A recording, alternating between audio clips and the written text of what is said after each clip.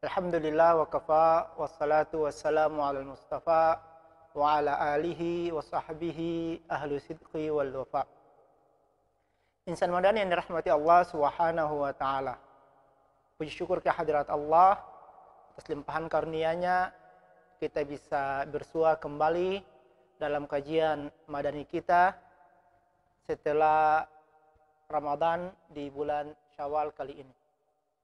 Semoga rahmat Allah senantiasa dianugerahkan, dilimpahkan kepada kita semua, dan yang dengannya kita bisa menikmati hidup yang Allah anugerahkan kepada kita. Salawat dan salam kita haturkan kehadiran junjungan kita Rasulullah Muhammad SAW. Semoga dengan salawat yang kita sampaikan kepada beliau, dia menjadi sebab bagi kita mendapatkan syafaat Rasulullah nantinya di hari kiamat. Insan madani yang dirahmati Allah Subhanahu wa taala, jika selama Ramadan yang baru saja berlalu, kajian madani kita pada bab fikih, dia fokus pada permasalahan-permasalahan ibadah di bulan Ramadan. Maka setelah Ramadan, di pertemuan perdana kita setelah Ramadan kali ini, kita akan kembali pada kajian kitab fikih sunnah kita.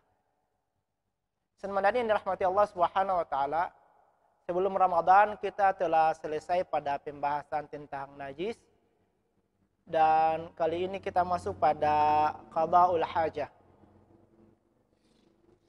Adab ketika qada'ul hajah atau buang air besar ataupun buang air kecil. Hal ini menunjukkan bahwa betapa sempurnanya syariat Islam yang Allah turunkan kepada kita, yang mana dia membahas seluruh aspek-aspek kehidupan kita dengan begitu rincinya, agar kita bukan saja teratur hidupnya, namun terlebih dari itu ketika kita melakukan sebuah kebiasaan manusiawi, dan kebiasaan itu kita lakukan berdasarkan apa yang Allah dan Rasulullah ajarkan, maka dia bisa berbuah pahala bagi kita, menjadi tambahan kebaikan kita di akhirat nantinya. Olehnya itu, meskipun aktivitas BAB, BAK, itu aktivitas manusiawi rutin, tapi ketika kita melakukannya sesuai dengan petunjuk Allah Subhanahu wa taala lewat lisan Rasulnya, maka dia bisa berbuat pahala kepada kita. Maka kalau kita bisa memperoleh pahala lewat aktivitas ini, kenapa tidak kita lakukan? Olehnya itu, Islam sebagai sebuah syariat, sebuah aturan, telah memberikan kita petunjuk, rambu-rambu, adab-adab terkait aktivitas tersebut. Di antara adab-adabnya yang disebutkan oleh Sayyid Said Sabiq dalam kitabnya Fiqh Sunnah, yang pertama adalah hendaknya seseorang yang akan masuk ke dalam kamar mandi ataupun WC tidak membawa tulisan yang terdapat lafaz Allah di dalamnya. Hal ini berdasarkan hadis dari Anas radhiyallahu an, hadis riwayatnya oleh Arba'ah, bahwasanya anna Nabiya sallallahu alaihi wasallam, bahwasanya Nabi Muhammad sallallahu alaihi wasallam labisa khatiman nakashahu Muhammad Rasulullah. Rasulullah itu punya cincin, yang cincin beliau itu juga sekaligus berfungsi sebagai cap ketika beliau tulis surat, beliau punya capnya itu dari cincin beliau. Cincinnya itu terukir lafaz Muhammad Rasulullah, ada lafaz Allah di situ, Rasulullah Allah. Dan bahwa Rasulullah fakana idza dakhala al-khala, kalau beliau masuk WC atau kamar mandi, wada'ah, beliau melepaskannya. Jadi ini adab yang pertama, bahwa jangan sampai ada lafaz Allah yang ikut masuk bersama kita ketika kita masuk ke dalam kamar mandi ataupun WC. Kecuali kita takut kalau kita letakkan di luar, hal itu menjadi barang tersebut penting dan hilang. Olehnya itu, terlepas dari misalnya semangat orang-orang untuk mensiarkan Islam, lalu kadangkala sebagian orang di layar HP-nya misalnya dia taruh wallpapernya itu lafaz Allah, Allahu Akbar, ada lafaz Allah misalnya, dan dia mendesainnya sebagai layar HP-nya, wallpapernya, maka hendaknya dia harus memastikan ketika dia masuk WC, misalnya WC umum yang harus bawa HP-nya, dia harus mematikan layarnya, jangan sampai ketika dia lagi melakukan aktivitas di dalam WC tersebut, layarnya hidup, lalu lafaz Allah itu kemudian muncul. Olehnya itu, ahsannya, bagusnya adalah kita jangan menjadikan lafaz Allah ya sebagai layar wallpaper HP kita. Itu lebih aman. Kecintaan kepada Allah dan Rasulnya, dia bisa diwujudkan dengan hal-hal yang lain, bukan hanya sekedar menjadikan wallpaper HP kita dengan lafaz Allah Subhanahu wa taala. Ada berikutnya adalah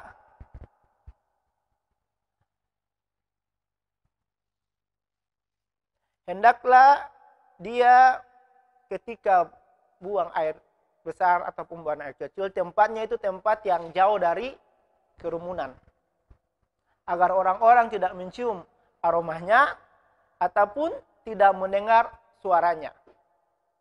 Dari Islam yang mengajarkan kita dalam membangun WC misalnya, jangan di tempat yang dekat dengan keramaian, agak pojokan.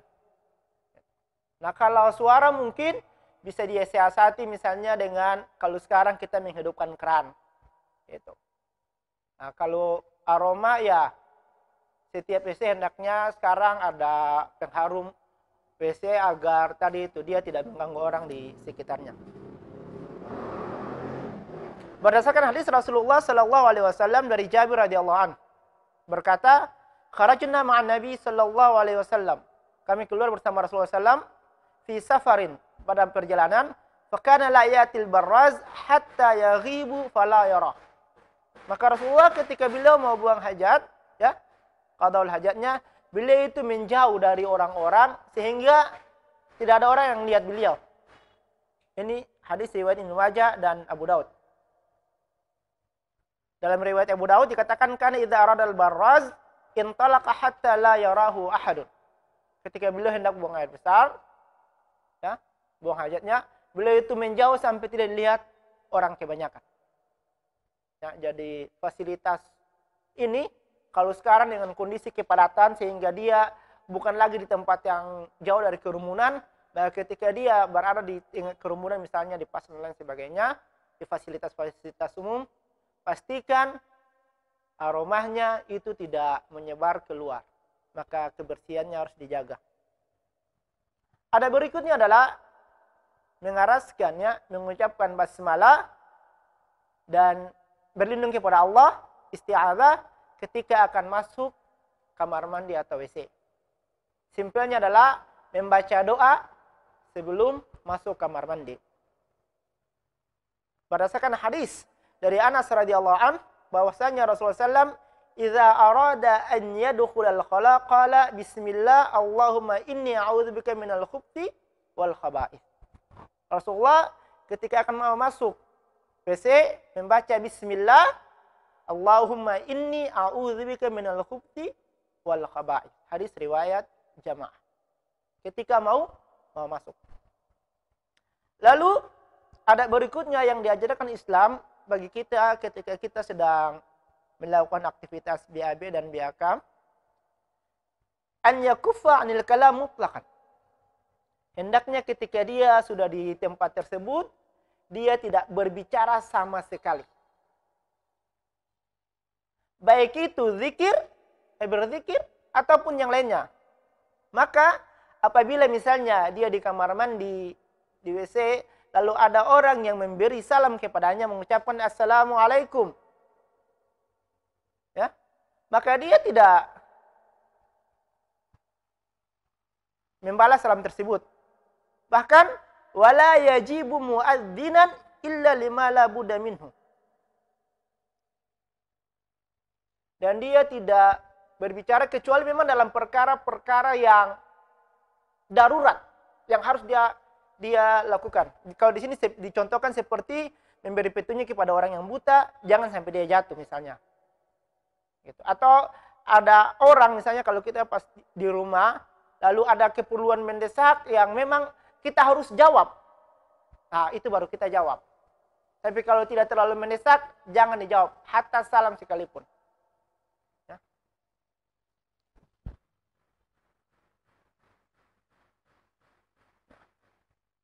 Dan apabila misalnya ya kita disunahkan, contoh kan ketika bersin, mengucapkan Alhamdulillah. Maka kalau dia bersin dalam kondisi tadi, sedang buang hajat, maka dia boleh mengucapkan Alhamdulillah di dalam hatinya tanpa menggerakkan lisannya. Berdasarkan hadis dari Ibnu Umar radhiyallahu anhuma, anna rajulan marra 'ala Nabi sallallahu alaihi wasallam wa huwa yabulu fa sallama alaihi fa lam yarud alaihi. Rasulullah pernah suatu saat itu ada seorang laki-laki jalan dekat Nabi dalam kondisi Rasulullah sedang buang air kecil. Dan orang ini memberikan salam kepada Nabi. Assalamualaikum ya Rasulullah. Memberikan salam kepada Nabi. Falam yarud alaihi. Hadis riwayat jamaah. Nabi lantas tidak membalas salam orang tersebut. Padahal kita tahu. Memberi salam hukumnya sunnah. Menjawabnya hukumnya wajib.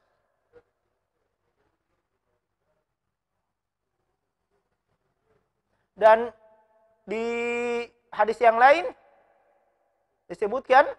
Ya, Rasulullah SAW bersabda dari hadis dari Abi Sa'id, Rasulullah SAW bersabda, la yakhrujur rajulani yadrabanil ghaid kashifaini auratihima yatahaddatsan fa inna Allah yamqut ala dzalik. Hadis riwayat Abu Daud, Ahmad, Ibnu Majah. Rasulullah bersabda, janganlah ada orang yang keluar berjalan menuju kamar mandi WC dalam kondisi terlihat aurat kedua orang tersebut, dua orang laki-laki. Jangan baru masuk WC sudah terlihat auratnya. Dan wa yatahaddatsan. Dan jangan juga kedua orang ini berbicara. Nah, kita ini tadi itu punya kebiasaan orang sekarang itu karena ini HP misalnya barang penting, akhirnya misalnya di tempat umum, kalau di rumah mungkin kita tidak bawa masuk, tapi kalau di tempat umum kita khawatir taruh di luar hilang, tidak ada tempat yang kita titipi, lalu kita dimasuk WC, bawa HP, kemudian ada orang yang telepon misalnya. Ya. Selama teleponnya itu tidak penting, jangan dijawab, matikan. SMS saja, balas dengan SMS, chat saja lalu itu. Jangan diangkat teleponnya baru bicara. Nah, ini adab dalam buang air besar dan buang air kecil. Ada berikutnya adalah an yu'adhimal qiblah. Hendaknya dia mengagungkan kiblat. Fala yastaqbiluha wa la yastadbiruha. Makanya ketika bentuk pengagungannya adalah saat buang air besar ataupun buang air kecil, dia tidak menghadap kiblat ataupun membelakanginya. Berdasarkan hadis dari Abu Hurairah radhiyallahu an, bahwasanya Rasulullah sallallahu alaihi wasallam bersabda, "Idza jalasa ahadukum li hajatihi fala yastaqbilul qiblata wa la yastadbiruha." Rawahu Ahmad dan Muslim. Bahwasan apabila seseorang di antara kalian buang hajat, ya, hendaklah dia tidak menghadap kiblat dan tidak juga membelakanginya. Olehnya itu rumah orang Islam hendaknya itu dalam desain kamar mandinya itu kalau bisa posisi, ya, klosetnya itu, ya, tidak menghadap kiblat ataupun membelakanginya. Afdalnya lebih bagus seperti itu. Walaupun di sini dikatakan makna larangan di sini fala yastaqbilul qibla, janganlah dia menghadap kiblat. Makna larangan di sini adalah al-karaha, hukumnya makruh. Jadi boleh tapi tidak bagus.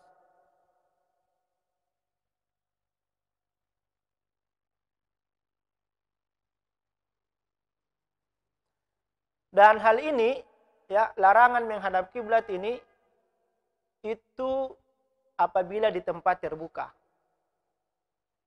Berdasarkan di sini dijelaskan bahwa ada seorang berkata kepada Abdurrahman bahwa pernah dia melihat Ibnu Umar itu buang air kecil menghadap kiblat. Sedangkan tadi dikatakan Rasulullah jangan menghadap kiblat. Lalu ditanyakan tentang hal itu. Bahwa, wahai ya Aba Abdurrahman, alaysa qad naha an dzalik? Bukannya Rasulullah sudah melarang jangan buang air kecil, buang air besar menghadap kiblat? Maka beliau menjawab, Ibnu Umar menjawab, bala, betul. Innama naha an dzalika fil fadha. Sesungguhnya larangan itu di tempat terbuka. Buang air besar, buang kecil misalnya di hutan. Tidak ada yang tidak ada pembatas. Dia terbuka, ya. Di sungai misalnya, ya. Di pantai, ya. Di pesisir pantai misalnya. Fa idza kana bainaka wa bainal qiblati syai'un yasturuka fala ba's. Tapi kalau ada yang menghalanginya, menutupi kamu dari dirimu dengan kiblat, maka tidak mengapa kita menghadap kiblat. Jadi misalnya tadi, kalau kamar main dalam rumah, karena dia dalam ruangan, ya, ada tembok yang menghalangi kita ke kiblat, tidak langsung menghadap kiblat, maka boleh kita desainnya itu menghadap kiblat ataupun membelakanginya. Namun apabila kita bisa mendesainnya tanpa menghadap kiblat atau membelakanginya, ya, itu jauh lebih baik. Misalnya kita di wilayah Indonesia, kiblat kita itu menghadap barat, maka hendaknya desain kita itu, desain masjid itu tidak menghadap barat ataupun tidak menghadap timur, menghadaplah ke utara ataupun ke selatan. Itu jauh lebih baik.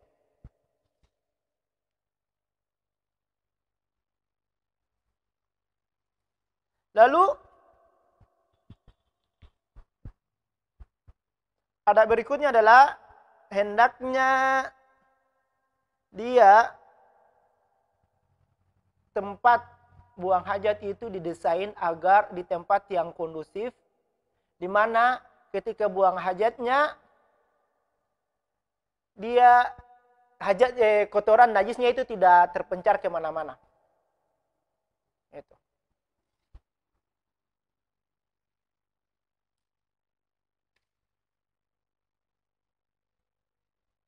Itu adab yang berikutnya.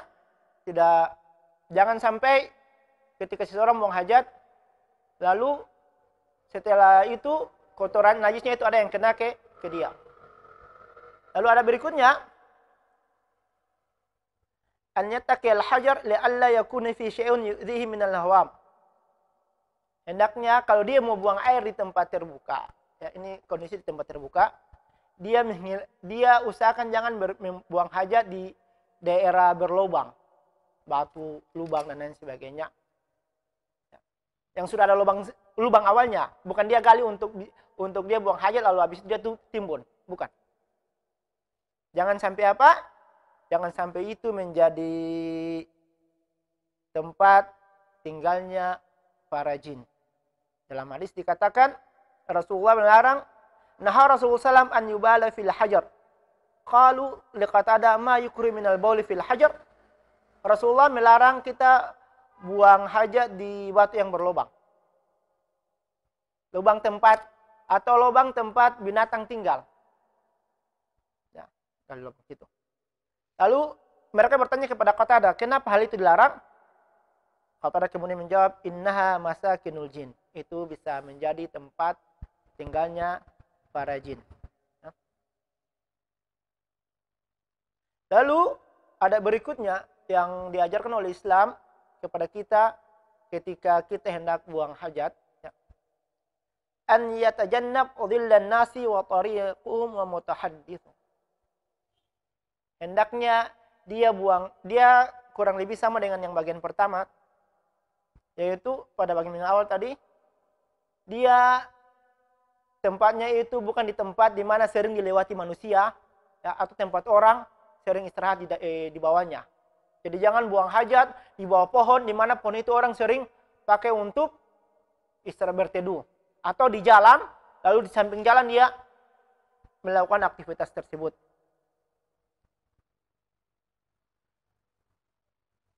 Rasulullah SAW bersabda dari hadis riwayat Abu Hurairah, ittaqul la'anain.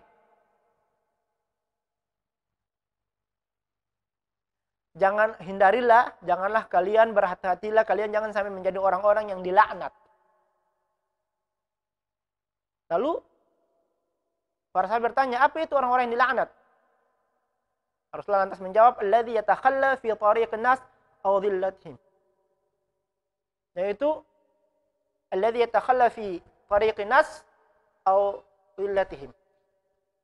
Orang yang ketika dia buang air di tempat manusia biasa lewat atau tempat manusia biasa berteduh. Orang-orang biasa berteduh. Akhirnya ketika orang lewat cium aroma tidak enak, ketika orang berteduh cium aroma tidak enak, lalu dia yang tadi itu dapat laknat, ya. Nah, kalau kita mau buat dia sedikit luas, maka termasuk juga ya adab buang sampah. Ya. Jangan buang sampah di tempat-tempat yang bukan tempat buang sampah. Akhirnya kita dilaknat oleh orang-orang yang lewat, ya, atau orang-orang sekalian. Lalu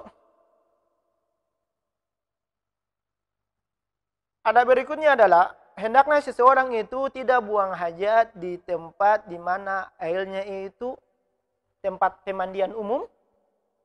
Ya. Maksudnya tempat pemandian umum di sini adalah di mana misalnya ada bak, lalu orang ambil air dari situ, lah dia buang airnya di situ, di wadah tersebut. Itu tidak boleh. Ini adab-adab dalam buang air. Ya. Jadi kita menjaga juga kebersihan lingkungan sekitar kita. Rasulullah SAW bersabda, la yabulanna ahadukum fi mustahamma thumma yatawadda fi. Janganlah kalian buang air kecil di tempat mandi, cuma lantas habis itu dari wadah tersebut berwudu dengannya lagi. Larangan berikutnya adalah ada berikutnya dalam buang hajat, an la yabula qa'iman. Hendaknya dia tidak buang air kecil dalam kondisi berdiri. Ini permasalahan kita ini, hampir paling banyak tempat buang air kecil didesain dalam kondisi berdiri. Kenapa? Agar dia bisa terhindar dari rasa shiljaz, percikan air buang air kecil tadi. Kenapa? Sebab Rasulullah bersabda, di antara azab-azab yang diterima orang yang meninggal ketika dalam kuburnya adalah orang yang tidak menjaga kebersihan dirinya ketika buang air kecil. Rasulullah pernah melewati sebuah kuburan, lalu mengatakan kepada para sahabat, sesungguhnya orang dalam ini, di dalam kubur ini, dia sedang diazab oleh perkara yang sebenarnya sepele, yaitu tidak menjaga kebersihan tubuhnya ketika buang air kecil.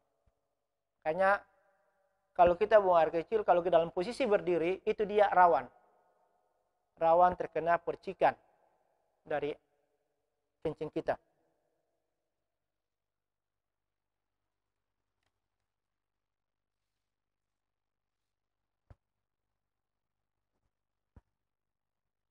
Jadi kalau kita harus misalnya ya terpaksa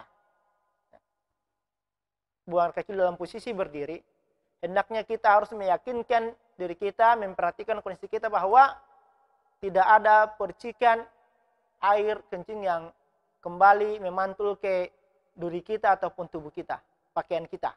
Kalau ada yang mantul, maka bersihkanlah ia. Kita sudah bahas di pertemuan-pertemuan selanjutnya tentang bagaimana membersihkan najis dari kencing orang dewasa. Ya.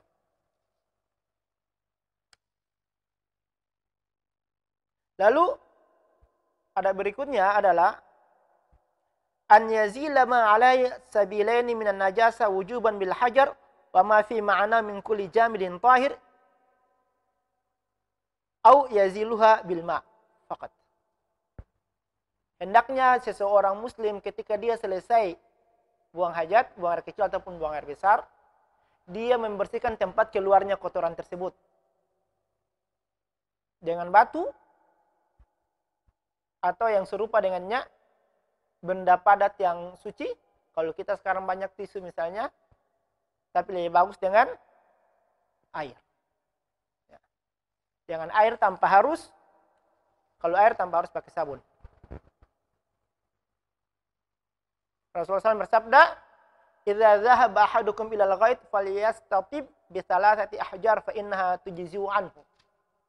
Apabila kalian, salah satu di antara kalian buang air besar, maka hendaklah dia membersihkannya dengan 3 buah batu. Sesungguhnya 3 buah batu itu cukup untuk membersihkan najis tersebut. Nah, cuman dalam pembahasan yang lain disebutkan kalau kita merasa misalnya 3 buah batu itu kurang bersih, kita boleh menambahnya dengan angka yang ganjil. Dari 3 menjadi 5, ya, 5 naik 7 dan seterusnya. Sebagaimana kita sudah bahas pada pertemuan sebelumnya tentang alat-alat yang boleh digunakan untuk status kenajisan hewan yang halal dimakan, kotoran hewan yang halal dimakan dagingnya. Kita sudah bahas, karena Rasulullah buang hajat, buang air besar, lalu meminta untuk diambilkan 3 buah batu, lalu dia datang dengan 2 buah batu dan 1 bongkahan kotoran hewan, lalu Rasulullah tidak memakai kotoran tersebut. Kalau dengan batu itu namanya istijmar, kalau dengan air istinja, ya. Lalu berikutnya adalah hendaknya an la yastanji biyaminhi. Kalau istinja, membersihkan tadi itu tempat keluarnya najis tadi, hendaknya dia tidak melakukannya dengan tangan kanannya.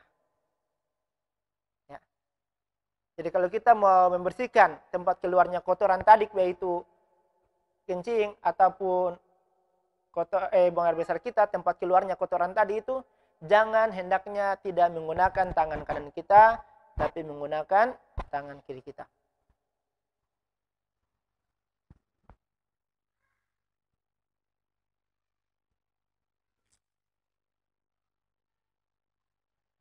Ada berikutnya adalah yang terakhir, bahwa hendaknya dia setelah itu juga, setelah membersihkan tempat keluarnya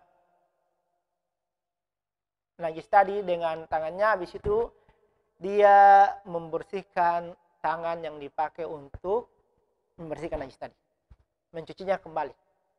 Kalau di sini dikatakan kalau tidak ada air, dia menggosoknya dengan di permukaan tanah, sehingga bekas najis tadi itu sudah lepas dari tangannya. Ya, karena kita tahu, kita juga sudah bahas di pertemuan-pertemuan sebelumnya, di antara alat-alat yang boleh digunakan untuk bersuci, nanti kita masuk pada bab tayamum, adalah tanah, selain air. Pada waktu membersihkan bejana yang kena liur anjing, salah satunya dengan tanah, maka tanah dia menjadi sarana untuk bersuci. Jadi jangan sampai habis membersihkan itu sudah tidak lagi dibersihkan tangannya. Hendaknya dia juga membersihkan tangan yang digunakan untuk itu. Itulah beberapa adab, ya, yang diajarkan oleh Islam kepada kita, yang hendaknya kita jaga, kita perhatikan saat kita buang air besar ataupun buang air kecil. Yang mana apabila kita memperhatikan adab-adab tersebut sebagai bentuk ketundukan kita atas perintah Allah dan Rasulnya, sesungguhnya kita mendapat pahala dengannya. Dan kalau kita tidak memperhatikan adab-adab tersebut, apalagi kalau kita hanya berpikir itu kan hanya perkara sunnah, perkara ini, maka menyepelekan sunnah, sesungguhnya itu jatuhnya kepada makruh. Ya. Ini yang bisa kita bahas bersama dalam pertemuan kita kali ini. Semoga menjadi sarana kebaikan bagi kita. Kita tutup dengan doa kafaratul majelis. Subhanakallahumma bihamdik, asyhadu an la ilaha illa anta, astaghfiruka wa atubu ilaik. Assalamualaikum warahmatullahi wabarakatuh.